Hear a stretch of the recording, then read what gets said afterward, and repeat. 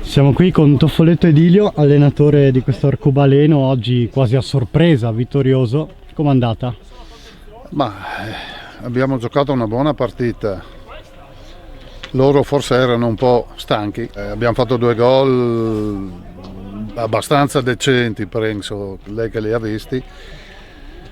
Poi abbiamo fatto qualche cambio che sicuramente dobbiamo far giocare tutti e siamo calati un po'.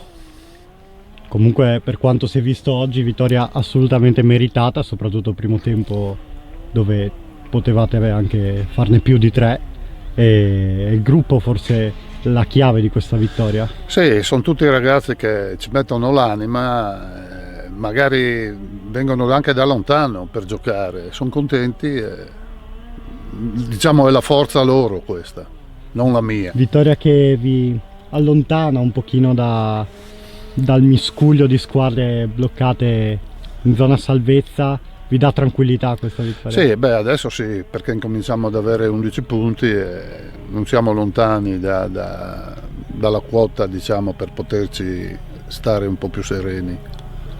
Perfetto, grazie mille. Prego. Siamo qui con Andrea Picogna, allenatore dei Gunners, capolisti alla vigilia. Cosa è andato storto oggi?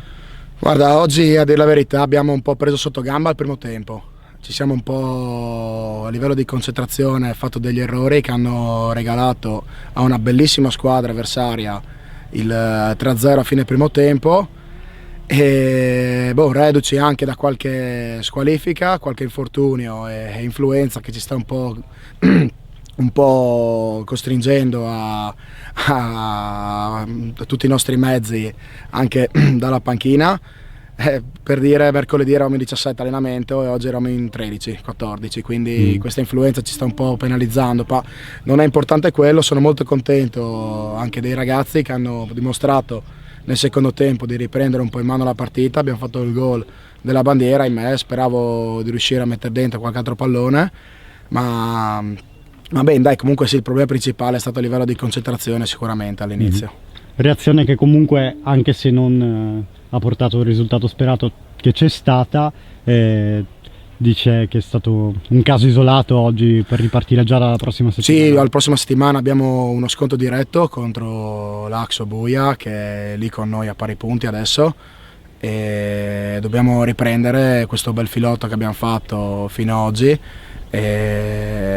Sì, l'importante è quello, continuare a essere il numero consistente all'allenamento e arrivare il sabato o il venerdì di essere pronti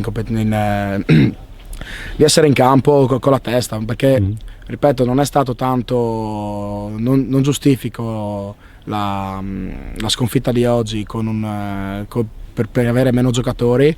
Questo no, mi ha un po' penalizzato nel modo di giocare, ma non su quanto volevo che i ragazzi mettessero in campo. Il problema appunto è stato i cambi e soprattutto un po' di concentrazione all'inizio. Grazie mille. Si figuri.